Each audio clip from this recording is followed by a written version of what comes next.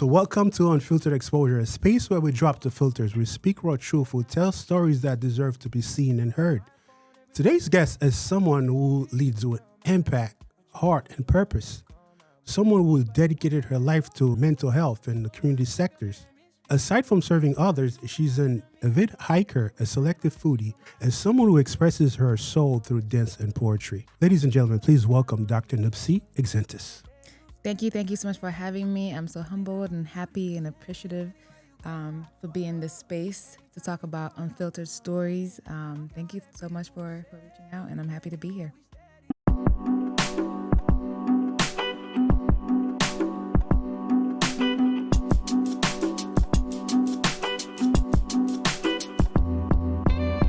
All right, so let's dive right in because we've been trying to do this for a long time, and scheduling's been crazy. Everybody's busy. I don't understand. So every story has that moment, the one that you look in the mirror and decide who you're going to become next, right? Yeah. So shed that defining moment in your life, the experience that changed how you see yourself today. I don't think I have a lot of defining moments or like huge moments that really define who I am. I'm choosing every day to either do the exact same thing I did yesterday or something completely different. I like to believe that, we are all kind of evolving and growing, and everything that we do either works or it doesn't work, right? And then we have to kind of reassess and replan and reimagine how we move forward. But if I had to pick one moment that essentially that kind of shape how I view the world, how I view people, how I move around the world, and how I move around people, it would have to be this moment I had with someone who drove down from Montreal, Canada to visit me, to take me on a date, essentially. He came down for the weekend. Apparently, throughout the entire time that we were hanging out, I was very attached to my phone. I was texting. I was like, my friends would call me. I'm like, give me a second, I got to answer this. My sisters would call me. At one point, oh my God, I feel so bad because at one point I actually picked up my nephew and my niece to take him to the zoo with him. Like, this was supposed to be our date, and I brought 2 extra kids. And then, one day while he was there for the weekend, he was like, why do you feel like you need to be accessible all the time? And I was like, what do you mean? People need me. They got to be able to reach me. He goes, yeah, but what happens if you don't answer the phone? Are they going to die? And I'm like, well, no, but I didn't know how to respond, but I think what he was trying to say is that, when I wasn't being present. I wasn't being present in the moment. I wasn't being mindful of other people's time. I was just so focused on being available to everyone else that I wasn't even actually being available. And I think moving forward, I think how I look at life now, I'm always very specific on how I spend my time, who has access to me, who can reach me, and just, the energies I bring around me. I think now I'm very much more conscious of it and knowledgeable of how to move around the world. So if I had to pick one moment, that one has always stuck with me. Thank you, Clayma, for that one. And my apologies. Sorry. Do you think that moment changed how you move forward now? Absolutely. Now I am now in a space where I leave my phone at home sometimes. I leave my phone and I just take a half day. I'm very much someone who wishes I could just have a house phone, and if I'm not home, you can't reach me. I think we've become too accessible to people, and some people it works for them.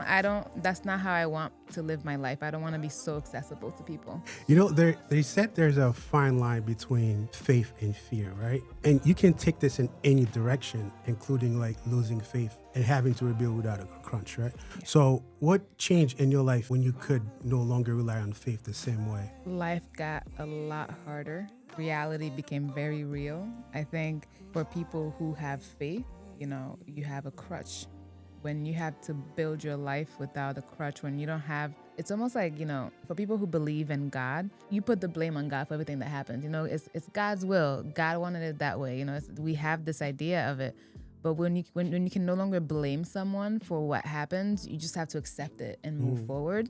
It's neither because it's you're unlucky or whatever it may be. It's not because of God's will. It's not a grand scheme that's coming at the end. It's just, well, that's what happened. And I think when you don't have that crutch, life becomes really, really hard because you don't have, you almost like lose hope in this, like, you know, in heaven or hell. Like you're just living day after day, and you can plan for the future, but everything that happened in the past is just entirely gone, and you truly have no clue what's coming up next. So life is just a gamble in a sense. How did that shift impact your mindset as far as like choices and relationships? You know, I think I'm a good person. I hope I'm a good person. I kind of navigate my space with, you know, I'm inherently good and I want to do good in the world. And I just hope that whatever I am doing or whoever I am impacting, it's in a positive way. I hope that everyone I interact with, like I just try to be mindful that I could very well be shifting their life in a way. And I want to make sure that if I am shifting it in any way, it's in a positive way. I don't think anything happens by happenstance. I think, you know, there are some destinies and there are some things that are supposed to happen, but I just try to be who I am in every space that I'm in. As far as in like love and relationships and stuff, and that it's an interesting space to navigate because there are a lot of people who are believe in God. They're Christian. They have their faith, so many different faiths, and I have a lot of friends who have, you know, who are in different spaces in their lives, in their world. And, you know, we get along very well. We're able to have debates. You know, we talk about God, we talk about religion, we talk about all these things. I haven't had the opportunity to see how faith plays in a relationship for me. Mm-hmm. I'm not looking forward to it. It might be very well disastrous, but I think so far I've been able to really connect with people who see the world the way that I see it. Mm-hmm. So it's been okay, but I have not had someone who has a different view of the world. Now, let me ask you this, right? You know, they say like growth sometimes requires choosing yourself, even when it hurts. Yeah. So talk about how love, boundaries, and self-worth become part of your evolution. You know, choosing yourself shouldn't be hard, right? Especially not around people who love you, and especially not around yourself. But I can't figure out why I find it that it is especially hard to choose yourself around people who love you and around yourself. Like maybe it's I don't know, but I think for me, protecting my peace has become very significant to me. Like that's something that I work really hard at every day, and creating boundaries, creating expectations for myself and for others who are around me has become a very, very big deal to me. So I bring that forward in every space of my life, whether it's my career, my friendships, my family. Like I wasn't always great at it. Again, I talk about being available all the time. I wasn't always great at it, and it took a toll on my mental health. It took a toll on a lot of different aspects of my life, and now I enjoy it. I love creating boundaries. I'll tell you all about my boundaries. And I own them. I love them. I appreciate them because they keep me at peace. They keep me centered. They keep me focused, and they keep me successful. How did protecting your peace change the way you showed up in relationships? It turned my relationships upside down. No. It was hard because, you know, and to be fair, choosing yourself or protecting your peace does not mean that you're being negligent towards someone else, right? But sometimes it does, right? Sometimes it literally means I have to choose you. I'm gonna have to choose me over you, like you or me. It can be both, just kind of how life works. And I find that the more I understood who I am, the more I was attuned with the things that I wanted in life, the more I had to speak up for myself, the more I had to advocate for myself. And when you find that whether it's family or romantic partners are not meeting those needs, it forces you to kind of be like, hey, I gotta choose me here. Like I can't continue down a path that is not putting me first. Right. And it doesn't have to be always, right? That's not realistic, but you have to create spaces where you feel like you're seen, like you're heard, you're loved, you're appreciated, you're valued, you're put first sometimes. And that's not easy for anyone to do. That is so true. Healing while helping others, right? That comes with growth, and growth often means sometimes you have to help others while you're still healing. So how do you refill your own cup when you start to feel emotionally drained? I disappear. I don't always do a good job. I'm going to be honest with that. Like, I don't think, I don't always do a good job. I don't always refill my cup. Sometimes I am very much just empty. Has helping others ever helped you discover a part of yourself that you didn't know needed attention? I think helping others has shined a light on how much how much I have been neglectful towards my own needs. I think there has been spaces where I think it's a little bit, it's more backwards for me, where it's like the reasons why I help others is from my past trauma, like my childhood trauma, my adulthood trauma. So I see a lot of me in the people who I help. I see a lot of my community of how I was raised in the people who I support. So it's more, maybe it is healing, but like healing an older, like the past. It's healing my past, which I think is very much impactful. The work that I'm doing now is almost like forgiving my past trauma and in a way like setting me up to be more successful in the future. You like the executive director of Heart and Purpose, right? I like that title, but that's not. No, from what I read, that's what I read. Like you like executive, is it executive director or what is it? What's your title? I am the co-founder and vice president. So you're the vice marketing. president. Yeah, I have a couple of different hats. Oh man, you have a lot of titles. Okay. So can you share like a story that impacted you and that reminds you all the time, like why you started this nonprofit? The reason, so there's a specific story. There's a specific story that led me to be like, I want to do something. I want to create a nonprofit. And it was during one of our trips to Haiti. My family and I always visited Haiti and did mission work and give backs. And this particular trip, we were giving out food to just people in the community who needed a meal. And we had, it was a whole community that came together at my aunt's house in Gonaive, and we cooked and we passed out all these like styrofoam plates all day, and it was a very long day. And then we came back to the house, and the plan was to rest and then go out to the movie. I mean, to go out at night. I don't know where we were gonna go, but I'm like, I wanted to like just take a nap, and then later we'd go out. And as I was laying down in my aunt's bedroom, I could see out to the living room. And I saw one of the girls who had been helping us all day, just like sitting in the living room, just sitting. TV's right there. TV's not on. There's not light at this point. She's not on the phone. She's just sitting. And I was like, that's nothing wrong with that. She could just be in solitude, meditating. I don't know. But it kind of like, there was something about it that just caught my attention. So I kept an eye on her. Maybe like 30 minutes went by, I think, maybe 20. She was just sitting there. And I was like, all right, to me, that was a little strange. So I got up and I'm like, hey, what are you doing? And she's like, oh, I'm just waiting. I'm just waiting to get tired. And I was like, what do you mean? Oh, I did all my chores. It was probably like 6 o'clock, 6, 7. 6, 7. Terrible. It was probably like 6 o'clock or 7, and she said she was just waiting to get tired so she can go to sleep, meaning she had nothing else to do. There was no TV and there was nothing else to do, so she's just kind of waiting. And I don't know why that bothered me so much. I'm like, no toys, no game, like nothing for you to do until you like to tire yourself out. And she was like, no. So then I pulled up a chair and I sat next to her, and then we talked for like another hour about her family and her dreams and aspirations.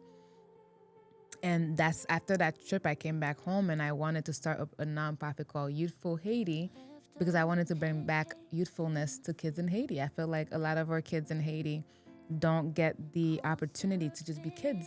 From a very young age, they're taking care of their siblings, of the community, they're cooking, they're adults at like 7, right? And they don't get to just have fun and just be a child. And I wanted to be able to bring that back to the country, or at least to whoever I could. And that's what sparked the idea of creating a nonprofit. And how has this work changed the way you define purpose right now? I think purpose is fluid a little bit. I think your purpose can change. I think ultimately I just love to have a positive impact in my community and the people who have access to me. And that, I believe that's my purpose, right?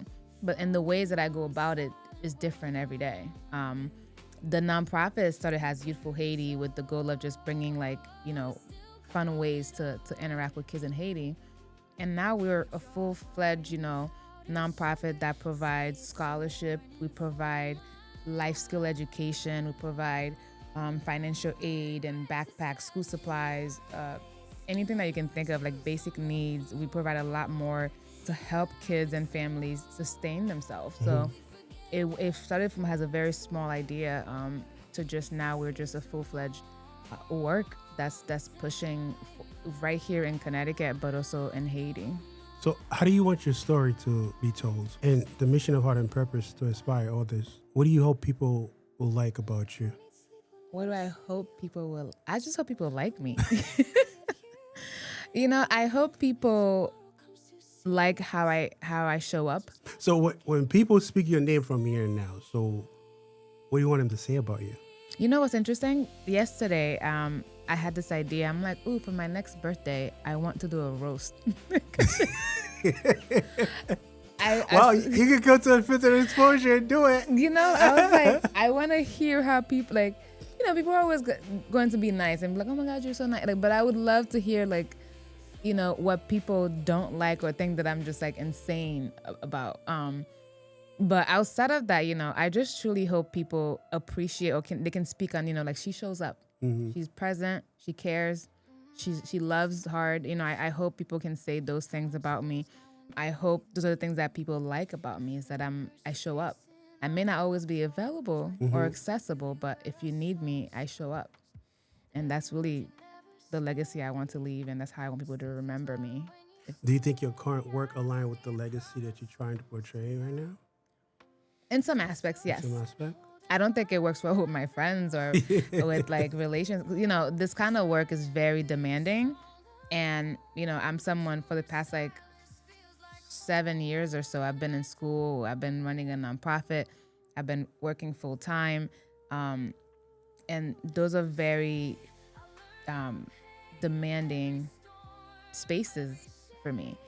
So in that space, I've been very neglectful with friendships, with relationships. Man, terrible. So collecting data.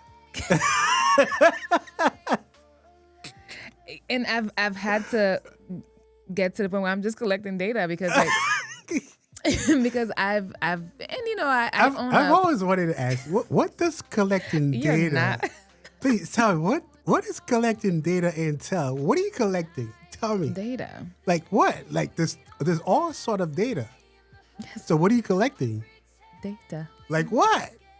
What kind of data? Yeah. Data that can be used to, identify trends and how people think and how people act, what people are looking for. Right. Data. Okay, you've heard, I think, I have a lot of friends who are single friends who have said things like, oh my God, it's outside is bad. The dating world is terrible. It's bad. It's horrible. It's horrible, I've been told. I co-signed it. And you see, and I want to know why. Oh, you want to know why? Thus, we collect data. Oh, you're collecting data based on the dating. I didn't say that. I just. Based on what? Just, Based on outside. Research. Yeah. How does that help you? It helps me understand how people think and act, but also helps me to just tell my friends, here's the trend that I'm picking up. Here's what the world is picking. It's helpful. I think research is very important. Research. It helps you understand trends. It helps you understand what makes people tick, what makes people, how they act. I think now, if we're switching it to dating, I think there's this world outside of I learned a new word yesterday called breadcrumbing. Breadcrumbing. Oh. Yes. I have that in one of my podcasts. Okay, that's the first thing. I'm like, we are doing too much outside. Just ghosting people, which is, I just think that's wrong. Catfishing, ghosting, breadcrumbing. Yeah. All that is data. Oh, now I get it. You haven't been ghosted before? Have I ever been ghosted? I don't think so. Yeah? You ever been catfish? Yes. How was that? I don't know if it was catfish. I ghosted. I'm still unghosted. I'm trying to see if I've been ghosted. You ever ghosted somebody? I think we've had like mutual ghosting issue situations. No, I think matter of fact, I have been ghosted. Yes. Yes, I have been ghosted years. I may have been ghosted before the word ghosted was actually exists. Yeah. How'd you feel about that? How'd you take it? I was pissed. Why? What do you mean? Why would you be pissed? Angry. Livid. Really? Pissed off. Was that challenge your self-esteem? It does a couple things, right? Because when someone who you've been seeing who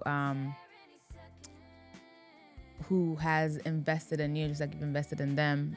Investment was already investment-ish, right? I'm very organized. I'm a planner. I like to know. I'm a researcher. Like I like to know why.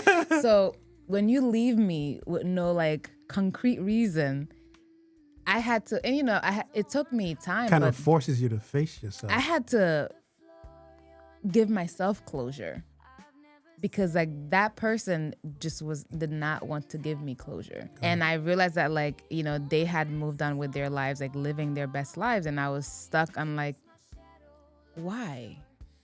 How? Do you think it's hard to give yourself closure? Yes, because like, I think it's necessary, but it is very hard because you have to just tell yourself, because part of being in a relationship is being able to feed off of each other that like, you're great, I'm great, you like me, I like you. Like you get that back and forth from the person. When that person disappears without a trace, you're left to kind of like lick your own wounds and tell yourself they're there. It's okay, right? Yeah. Or that you're beautiful, you're worthy.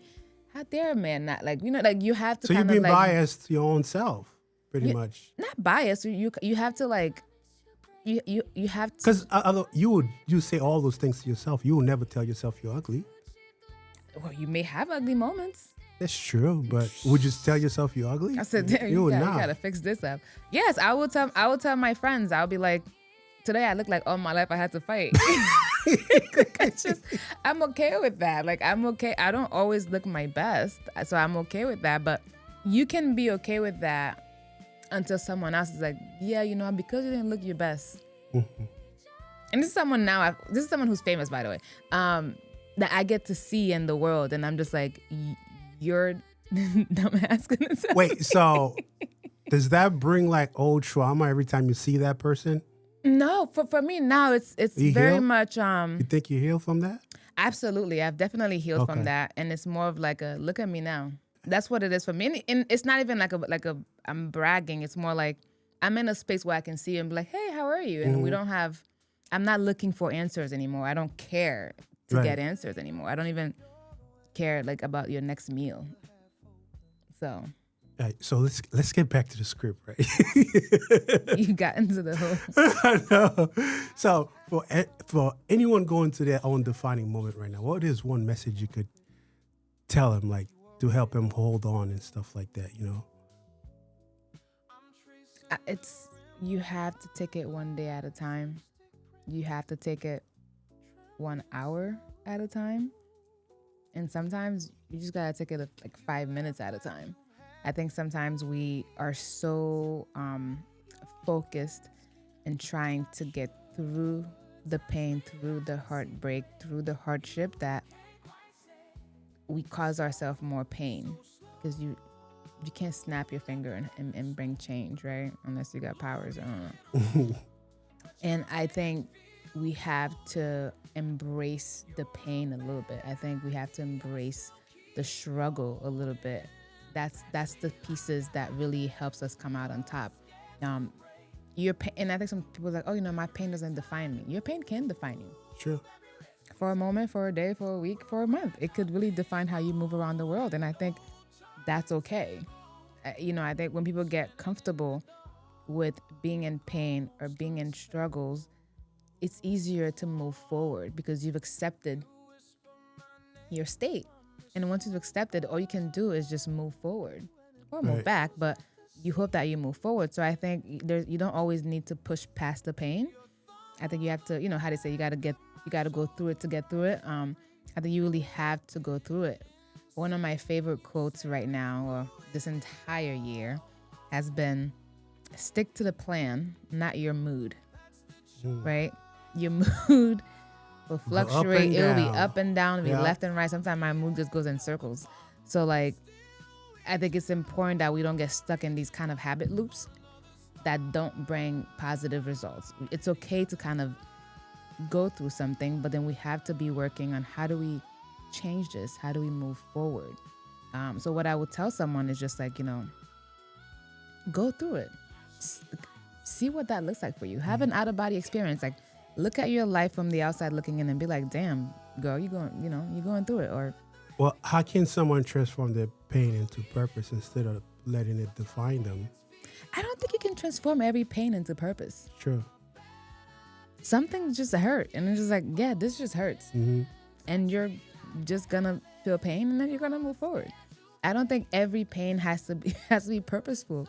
You want it to because it's like, why go through that? But some things you'll go through is, I think for me, and this is just me personally, I don't think death is something that like, and people might disagree, but when I go through like someone who passes away and I'm grieving, mm-hmm.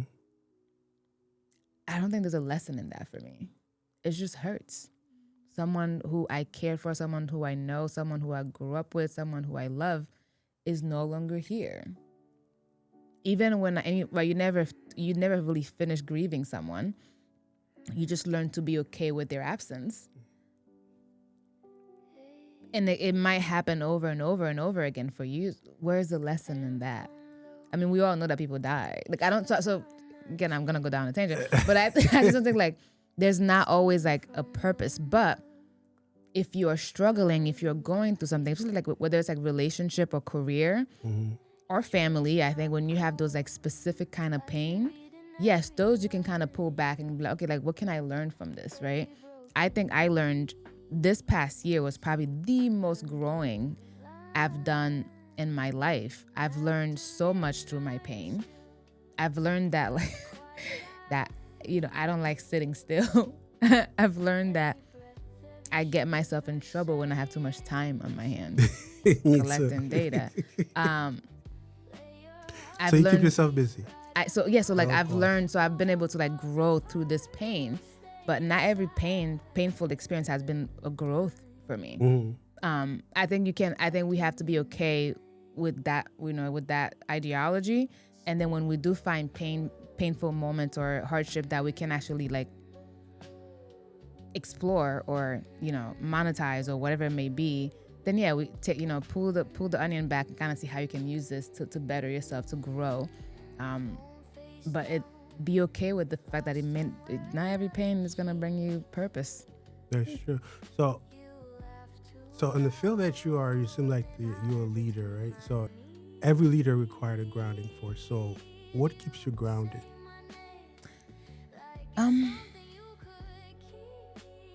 The world keeps me grounded. I'm very intentional these days. So how do you balance ambition and rest without feeling like you burned out? So I'm very intentional these days. I am very good at... Even in dating? Absolutely. Especially in that space. Dating and not dating, but like relationship and family space. Mm-hmm. Intentional. You have to be. But, right, you'll have good days, you'll have bad days. I think what really helps me in that aspect is just, one, I'm super organized. So I compartmentalize a lot, which can be a good thing and a bad thing. But I not only organize my physical life, but I organize my emotional life as well. So I'm always like, okay, can't deal with this right now, put that to the side, focus on this. Like, that's kind of like, I have like a computer in front of me of how that just shows me like my entire being. But again, I keep my circle small. I'm very specific about how I spend my time. my routine. I have a routine. I'm very big into routines. I'm also very big into therapy. My therapist keeps me humble very, very much. She keeps me present. She keeps me connected. And you know, the world, everyone around me keeps me humble.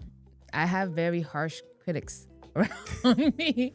Especially my family. Those people. Love them. So if you could speak to your younger self before your defining moment, what would you tell her?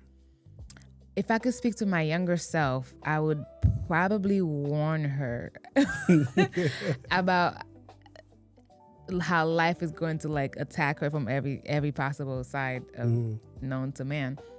I am someone who loves planning and organizing, so there's not really a lot I could tell my past self without needing to go into like the full thing. But I would just honestly tell her to like brace yourself. Right.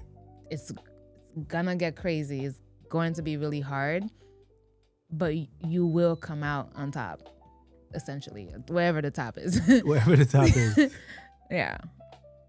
It'll be more of a warning. I had a very traumatic childhood, but I also lived a very like oblivious kind of like life. Probably up until college, I was very oblivious to who, what, when, where, and why of people, especially people. And when I kind of like had that realization, I'm like, oh, so like I gotta be a little bit more mindful about how other people, not just. So I would, had to learn the hard way. Mm-hmm. But how do you honor the version of yourself who kept going even when it's hard? One, I think my younger self would be shocked. She'd be like, oh.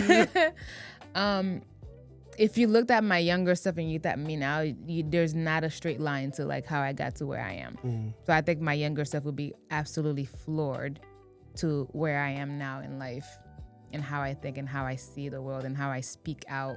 I grew up very shy, like very extremely shy, like ridiculously shy. Like surprised you're doing this. Yeah, so like I grew up very shy. So this is like the polar opposite of who I was as a younger child.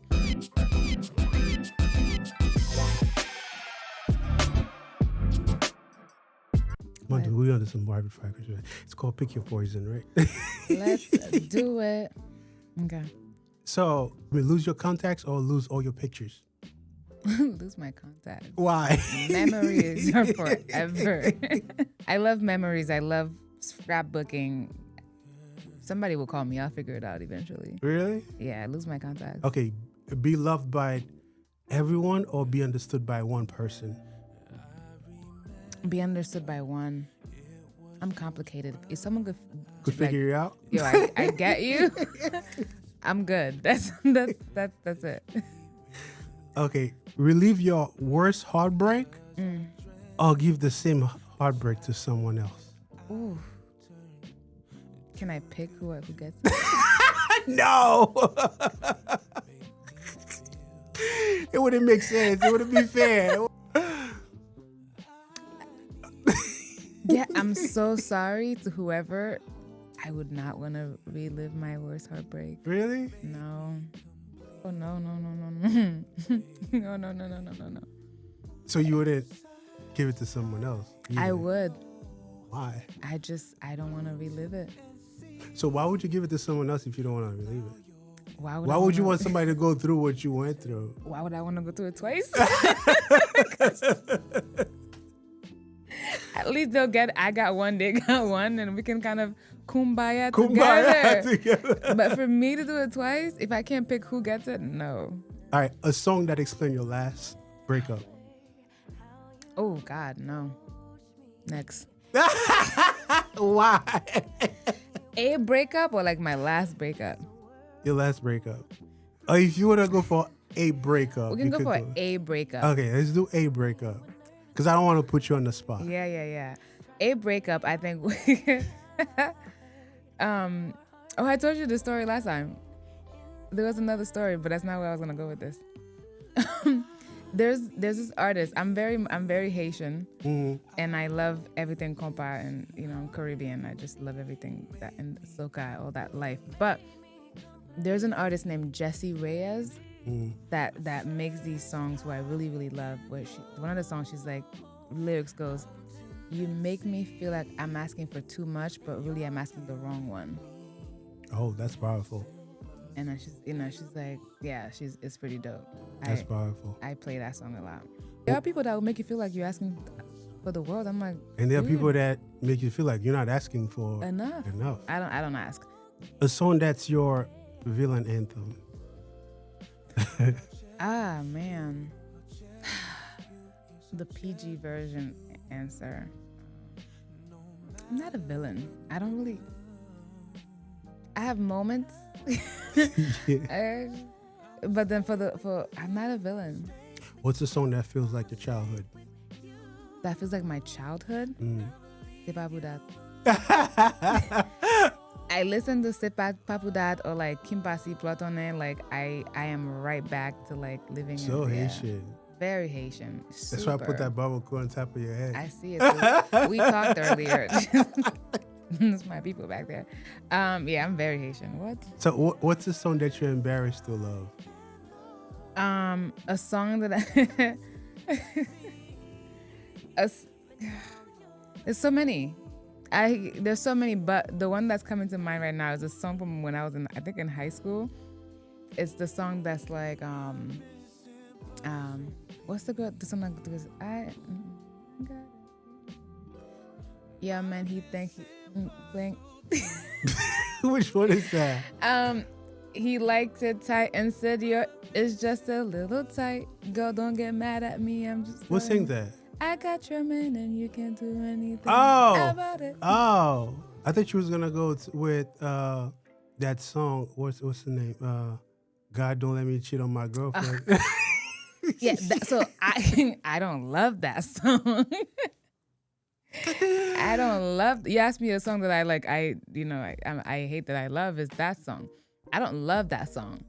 You hate that song. I actually hate that song. Please tell the audience why you hate that song so much. They would love to hear because that's a great track. Ladies and gents, if that song is ever played in the car with your significant other, get out. The reason why he knows this song, the reason why this song comes up is because decades ago, I was dating someone and that was their favorite song. This is a song that they would play in the car all the time. But I especially noticed it when I was in the car. This song, I only heard this song in his car. I've never heard the song before except in his car. And I've never heard it anywhere else except in his car. And the song goes, how does the song go? Oh Lord, don't let me cheat on my girlfriend. 'Cause she loves only me. Oh Lord, don't let me cheat. But if you're gonna let me cheat, don't let me get caught. Don't let me get caught. Never ever. I hope I don't get caught. So this song will be blasting. He drove a Range Rover. This song will be blasting in the car, and silly me singing along. Oh, just singing along, driving down in Miami, and then I found out months into this relationship that he indeed was cheating on his girlfriend. And it wasn't. So he was cheating on his girlfriend with you. Yeah. Oh shit. Yeah, I didn't know he had a full other relationship. Wasn't Haitian, right? No other race. Oh my God. No offense. But he was absolutely Haitian. Oh my God. Super Haitian. No. No, but yeah, he was Haitian. Haitian men don't cheat. In their sleep. When they're sleeping, they don't. Even then, they probably sleep in their dreams. I mean, cheat in their dreams. They cheat in their dreams? No, dude. Yeah, he played that song all the time, and when I realized what was happening, I was pissed because I'm like, you told me every day when I got in your car that you were cheating. That's crazy. No, we move on. All right, we'll move on. Okay, that was it. That was good. That was all the question of an Unfiltered Exposure. I want to thank Dr. Nupsie Exentis for coming in, and we'll see you on the next episode. Hope you guys have a good night. Thank you. I love being here. This was great. Loved it. Let's do it again. Sure.